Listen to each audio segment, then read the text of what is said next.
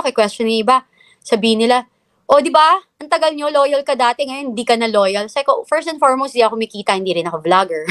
Di ba? So parang, Yeah. I'm nothing against with vlogging and everything. Again, Yeah, I'm yeah, speaking yeah. my own truth, di ba? Parang, this is my story.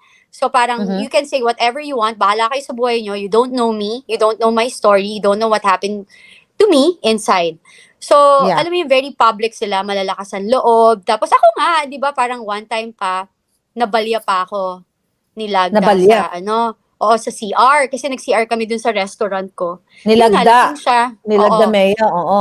Tapos parang tinatry niya akong ihalikan, yung ganyan. So, Oh my parang God. sabi ko, my God. Tapos iyak ako ng iyak. Tapos hindi na ako naintindihan ni Tony Boy that Tony time. Boy. Kasi sobra siyang lasing and all.